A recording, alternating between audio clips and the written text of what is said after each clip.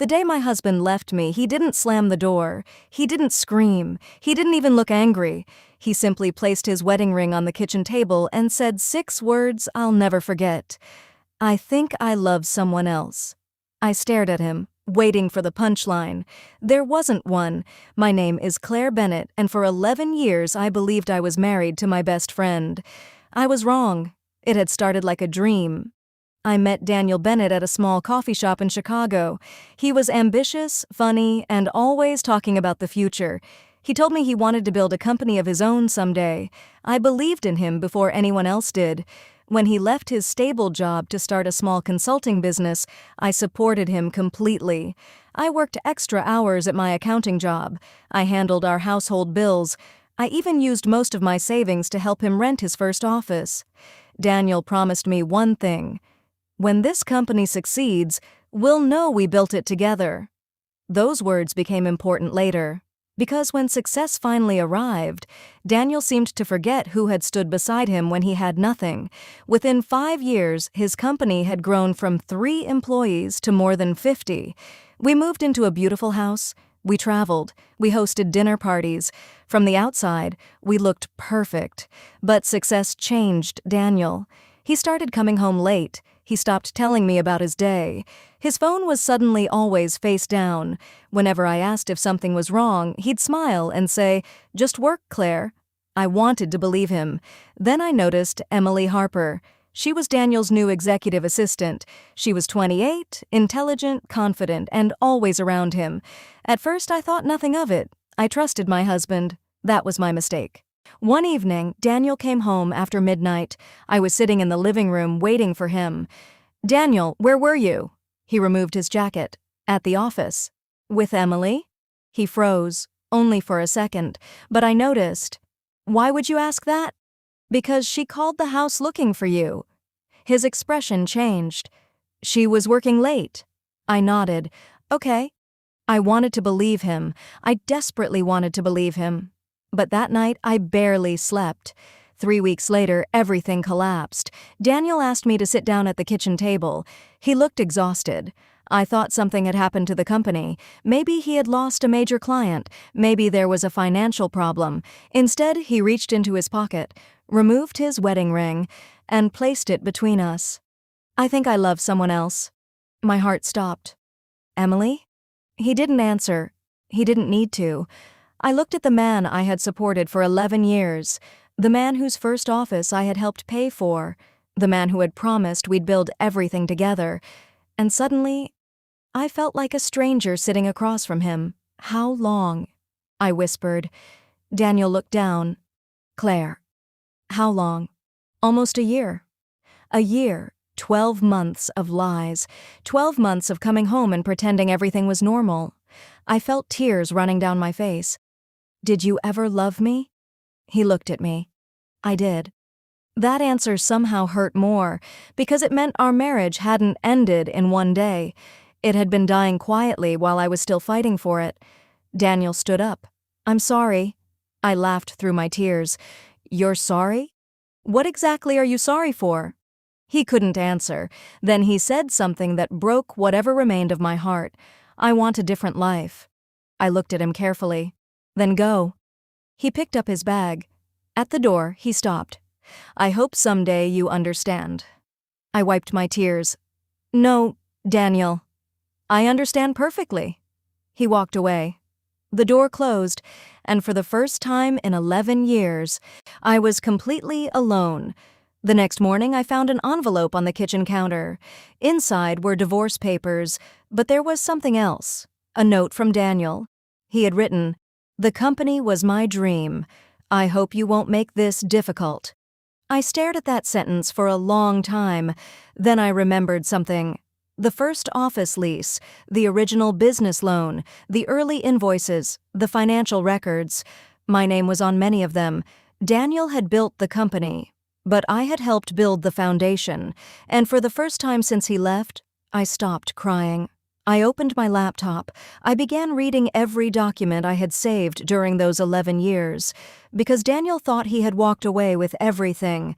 He was about to discover He had underestimated the woman who had been beside him from the very beginning. I spent the entire night going through old files, bank statements, business agreements, invoices, emails, loan documents. At first, I wasn't looking for revenge. I was looking for the truth. I needed to understand exactly what I had sacrificed for the life Daniel had suddenly decided wasn't worth keeping. By sunrise, I had discovered something I never expected.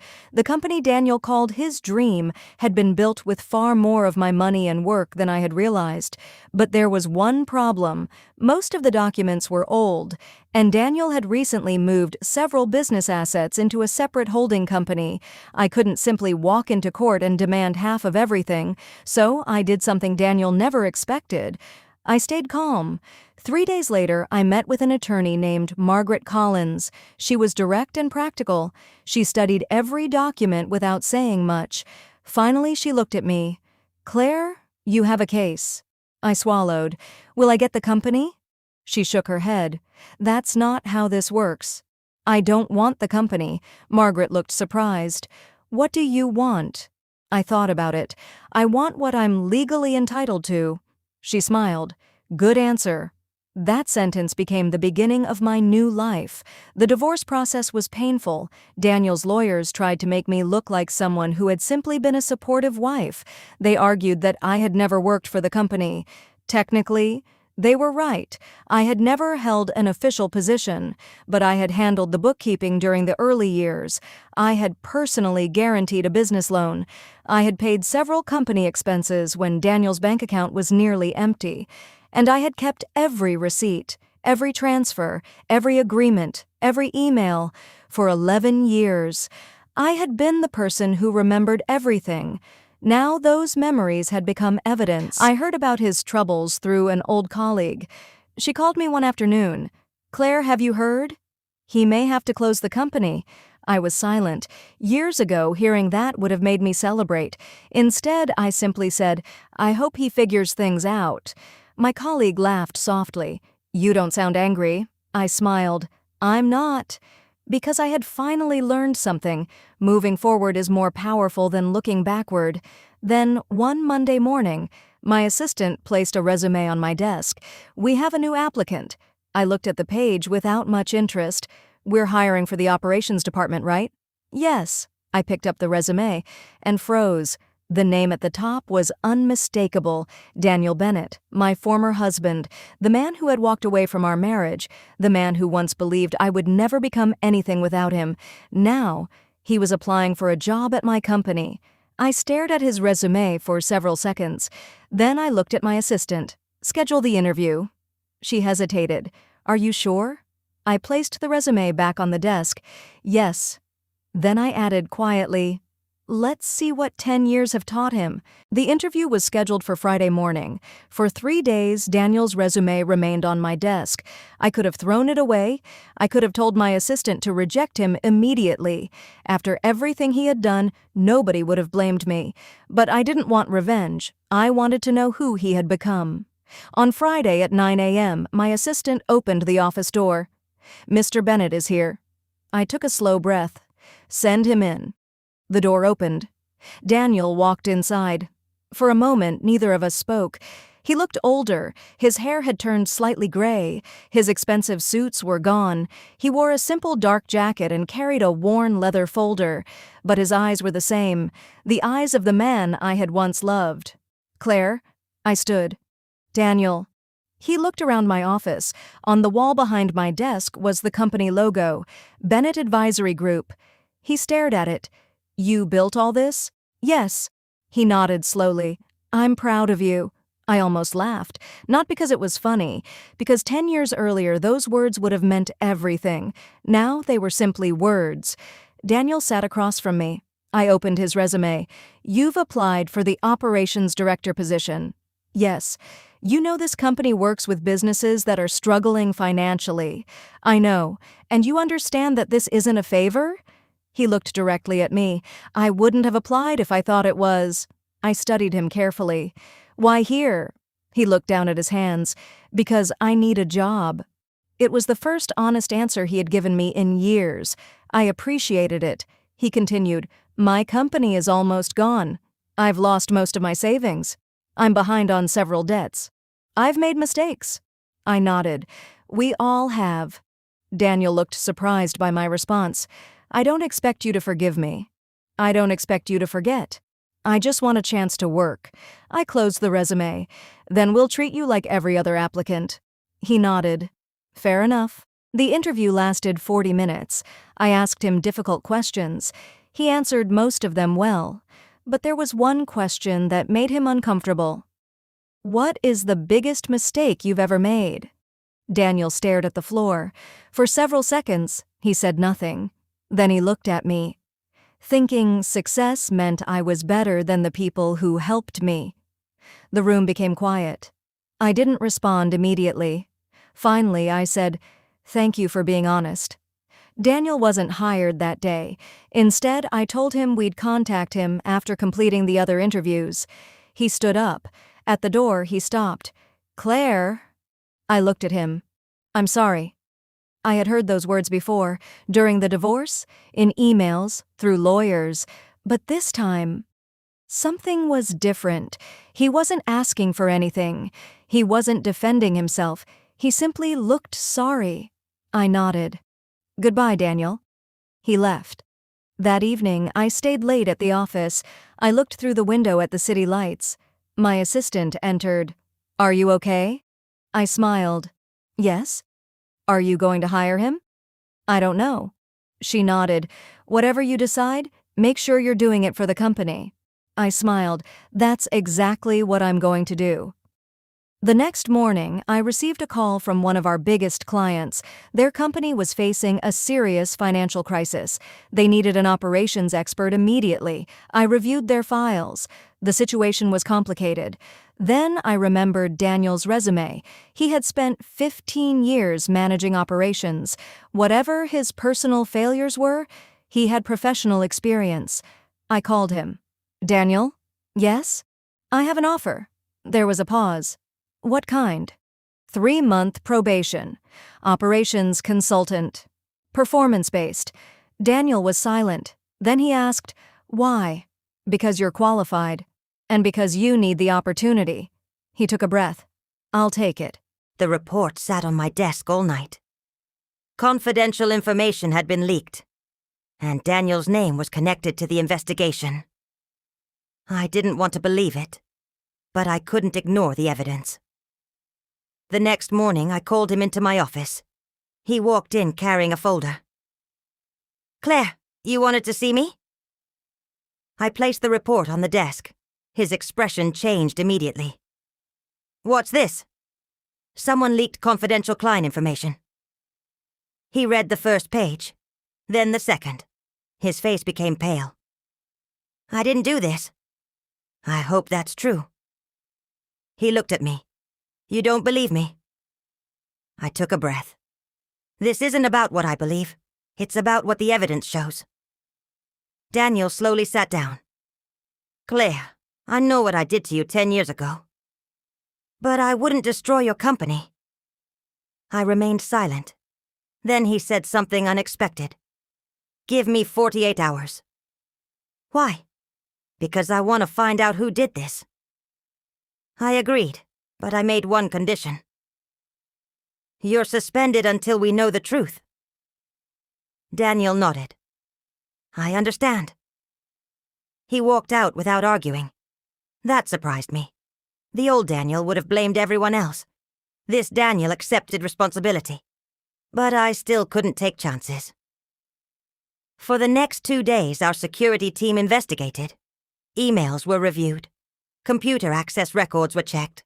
Employee accounts were examined. Everything seemed to point toward Daniel. He had accessed the files. He had communicated with the client. And his login had been used shortly before the leak. The evidence looked overwhelming. Then, late Friday afternoon, my assistant rushed into my office. "Claire, you need to see this." She placed a flash drive on my desk. "Where did this come from?" "Daniel gave it to our security team." I opened the files. There were screenshots of internal messages. One employee had been secretly sending confidential information to a competitor. But why had Daniel's login been involved? Then we discovered the answer. Someone had used Daniel's credentials after copying his password from a document on his desk. Daniel hadn't leaked anything. Someone had deliberately framed him. The investigation quickly identified the person responsible. It was a senior employee who had been secretly receiving payments from a competitor. Daniel had actually discovered the suspicious activity before his suspension. That's why he had accessed the files. He had been trying to stop the leak. Not cause it. I immediately called him. "Daniel, come back to the office." There was a long silence. "Am I still fired?" "No. I need to tell you something." "What?" "I'm sorry I didn't trust you." Daniel sighed. "You had every reason not to." "No," I replied. "I had every reason to investigate. Not every reason to assume the worst." When Daniel returned, I met him in the conference room. "I owe you an apology." He shook his head. "You don't." "Yes, I do." He looked at me. "You were protecting your company. And you were doing your job." For the first time in 10 years, we spoke like two adults who had survived the past. Not as husband and wife. Not as enemies. Just two people. Daniel eventually became a permanent senior consultant. But something had changed between us.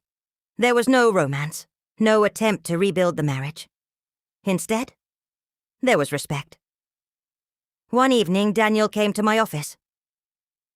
"I've been thinking." "About what?" "About the way I left you." I didn't answer. He continued. "I thought I was choosing happiness. But I was really choosing selfishness. I hurt the person who believed in me most." I looked at him. "Daniel, I don't need you to punish yourself forever. I needed you to understand." He nodded. "I do now." A few months later, the company received an unexpected offer. A major corporation wanted to acquire Bennett Advisory Group. The offer was enormous. My board recommended accepting it. It would make me financially independent for the rest of my life. But the decision wasn't easy. This company wasn't just a business. It represented everything I'd rebuilt after losing Daniel. If I sold it, was I giving up? Or was I finally ready to move forward? That night, I sat alone in my office. Daniel knocked. "Can I come in?" I nodded. He sat across from me. "I heard about the offer." "I'm thinking about accepting it." He smiled. "Then do it." I looked at him. "You don't think I'm giving up?" "No." He shook his head. "I think you're finally realizing that your life doesn't have to be defined by what happened to you." His words stayed with me. Because he was right. I had spent 10 years proving that I could succeed without him. Maybe it was time to stop proving anything. The next morning, I signed the agreement.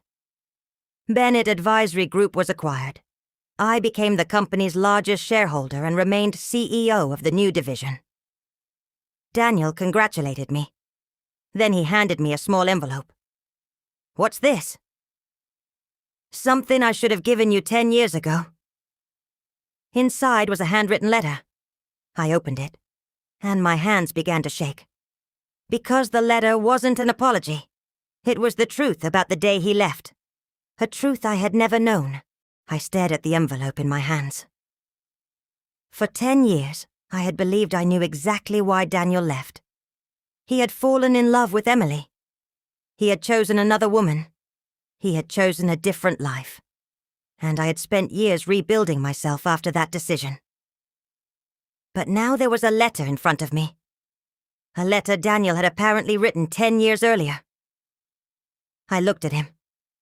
"Why didn't you give me this?" He lowered his eyes. "Because I was a coward." I slowly unfolded the paper. The handwriting was unmistakably his.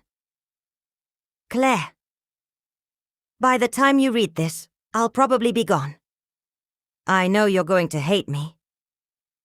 Maybe you should. But there's something I never told you. When the company started growing, I became obsessed with proving that I had made it on my own. People around me kept telling me that I was the reason the company succeeded. I started believing them. I forgot about the nights you worked after your own job to help me with the accounts. I forgot about the savings you put into my first office. I forgot about every time you told me I could succeed when I didn't believe it myself. I stopped reading. My vision blurred. Daniel remained silent. I continued.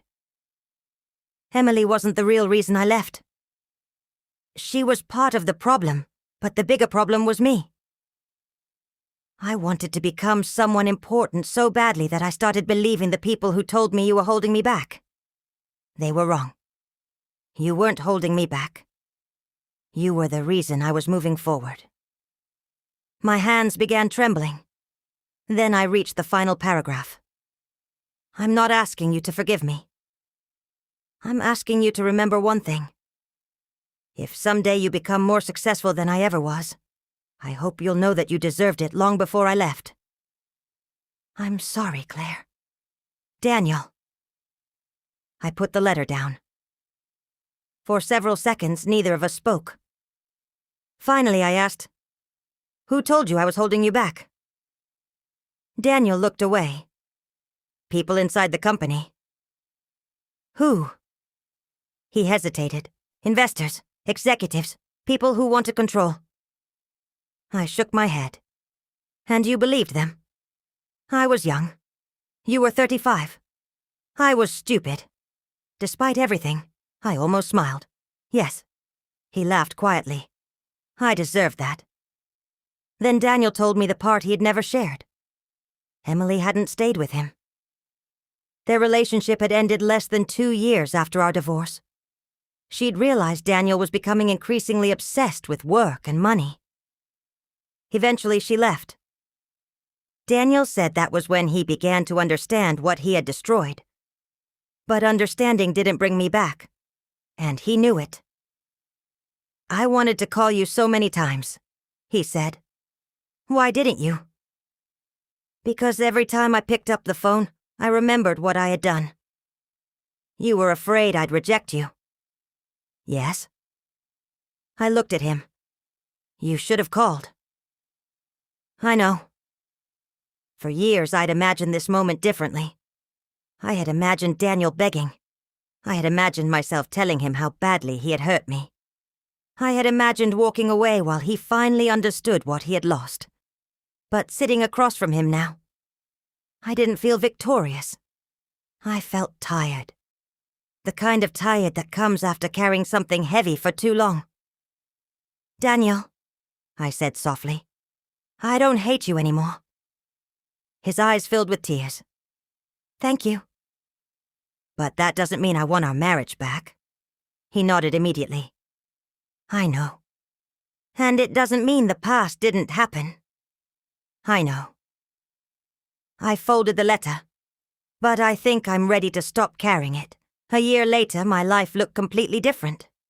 The acquisition had turned my company into a national consulting brand. I traveled frequently. I spoke at business conferences. I mentored young entrepreneurs.